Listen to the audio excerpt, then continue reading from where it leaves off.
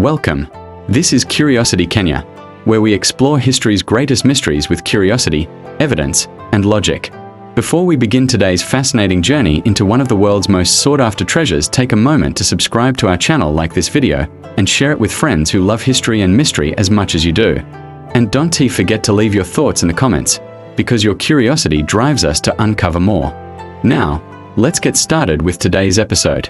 In the ancient world, few objects inspired reverence, awe, and mystery like the Ark of the Covenant, described in the Hebrew Bible as a gold-plated chest that held the stone tablets of the Ten Commandments and represented the very presence of God. According to biblical tradition, the Ark was commanded by God to be built by Moses after the Israelites departed Egypt. It was made of acacia wood and overlaid with pure gold, with gold cherubim on its mercy seat, the place where God was believed to commune with his people. For the Israelites, it was more than an object. It was a symbol of divine presence and power. The Ark is mentioned throughout the Old Testament, most notably in the books of Exodus, Numbers, 1, and 2 Samuel, and 1 and 2 Kings as the sacred container of the covenant between God and Israel. It traveled with the Israelites during the wilderness wandering, went into battles, and was placed in the most sacred chamber, the Holy of Holies, inside Solomon's temple in Jerusalem. Yet after the Babylonian conquest of Jerusalem in the 6th century BCE, the Ark disappears from the historical record. There is no definitive textual or archaeological trace of it after the destruction of the First Temple. One of the most respected modern theories about the Ark's last resting place comes from Dutch archaeological architect Dr. Leen Ritmeyer. Dr. Ritmeyer examined measurements from biblical texts and archaeological markers on the Temple Mount, now dominated by the Muslim shrine, the Dome of the Rock. He argued that a rectangular cut in the rock perfectly matches the biblical dimensions and placement of the Ark's location within the Holy of Holies, the innermost chamber of Solomon's temple. According to Ritmeyer, this niche, now covered by the Dome of the Rock, may be the very spot where the Ark once stood, but no excavation has ever been permitted to explore this theory fully.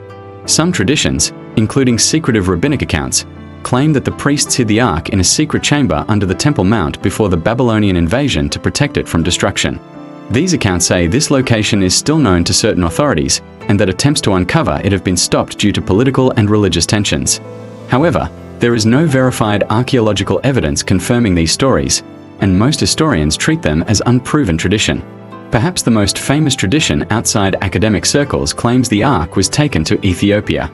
According to the Kebra Nagast, a 14th century national epic, Menelik I, the son of King Solomon and the Queen of Sheba, brought the Ark from Jerusalem to the city of Aksum. There, it is believed to be kept in the Church of Our Lady Mary of Zion and guarded by a single monk. Ethiopian Orthodoxy reveres this claim as sacred history and part of their national identity. However, British scholar Edward Allendorf, after inspecting the item at the church in 1941, argued that the artifact there was likely a later medieval construction, not the original Ark. While intriguing, this tradition remains unverified by modern archaeology. While the Ark is central to religious texts, there are no known physical remains or conclusive archaeological records of the original artifact. The Babylonian conquest records list massive loot taken from Jerusalem, yet no mention of the Ark itself appears in those lists. Scholars also point out that if the Ark existed, it would likely have been moved, hidden, or destroyed during centuries of war, temple destruction, and exile.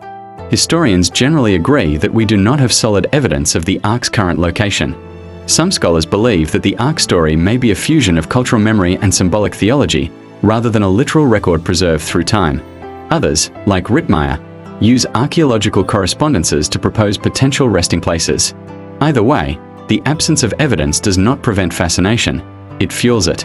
The mystery of the Ark of the Covenant captures imagination for many reasons.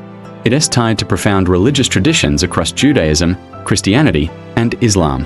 It represents a lost link to an ancient past. It challenges archaeologists, historians, and explorers.